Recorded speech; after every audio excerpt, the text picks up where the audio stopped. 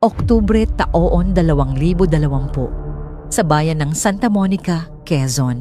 Isang hindi pangkaraniwang tagpo ang nagtipon sa mga residente ng Barangay Malinaw.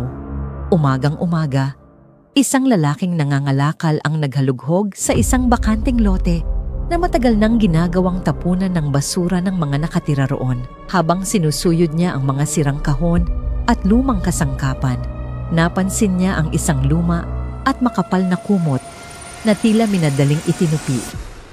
May tumatagas na tuyong bahid ng pulang mantsa. Nang halos sumilip siya, unti-unti niyang nakita ang anyo ng isang taong baluktot.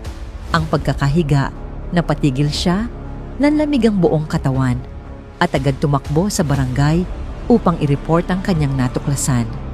Mabilis na rumesponde ang mga awtoridad. Sa lugar, natagpuan nila ang bangkay ng isang babae. May malalalim na sugat sa katawan at halatang sinubukang pagtakpan ang krimen. Hindi ito pangkaraniwang insidente. Malinaw na may nagplano at nagsikap itago ang katotohanan. Ang biktima ay nakilalang si Mira Alvarez, 25 taong gulang, mula sa Capiz. Pangalawa siya sa 6 na magkakapatid at lumaki sa pamilyang salat sa yaman. Kilala si Mira bilang masipag, tahimik, at palaging inuuna ang pamilya. Nang hindi na kaya ng mga magulang ang gastos sa kolehiyo, nagpasya siyang magtungo sa Maynila upang magtrabaho. Nakituloy siya sa kanyang tita at sa tulong ng pinsan ay nakahanap ng trabaho bilang kahera sa isang tindahan ng damit. Doon nagsimula ang bagong yugto ng kanyang buhay.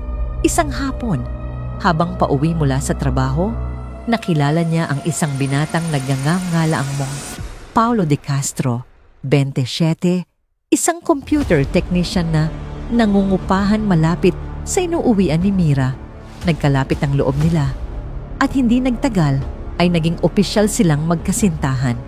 Inaya ni Paulo si Mira na tumira sa kanyang inuupahan dahil ayaw na rin maging pabigat ng dalaga sa kanyang tiyahin. Pumayag siya. Nangako si Paulo na tutulungan siyang makabalik sa pag-aaral kapag mas gumanda ang estado nila sa buhay. Pagkalipas ng 2 taon, nakakuha si Paulo ng mas mataas na sahod at nagpakasal sila sa West. Nakabili sila ng maliit na bahay sa San Lorenzo Heights, Laguna, isang tahimik na subdivision. Ngunit dahil sa madalas na overtime ni Paulo, napadalas ang pag-iisa ni Mira. Bunsod nito, nag-apply siyang muling magtrabaho, ngunit hindi nagtagal ang kontrata.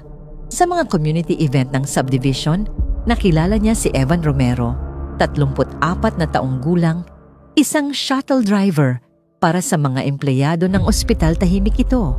May 2 anak sa probinsya at matagal nang hiwalay sa asawa. Nagkaibigan sila at nagkaroon ng isang lihim na relasyon. Tuwing gabi, matapos makipag-usap kay Paulo sa video call, palihim na lumalabas si Mira at nakikipagkita kay Evan. Madalas siyang manatili sa bahay ng lalaki hanggang madaling araw.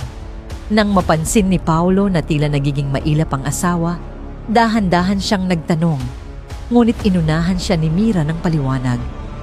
Nagpaplano raw siyang bumalik sa pag-aaral at kailangan ng oras sa kanyang mga requirements. Naniwala si Paulo. Lumipas ang mga buwan.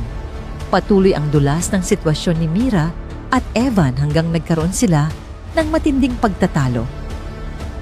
Nais na raw ni Evan na tuluyang iwan ni Mira ang asawa, tumanggi ang dalaga at nagpasya na tapusin ang lahat.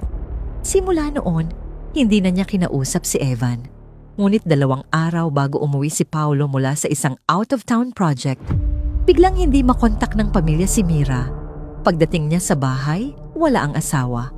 Pinilit niyang hanapin ang anumang palatandaan kung saan ito maaaring nagpunta.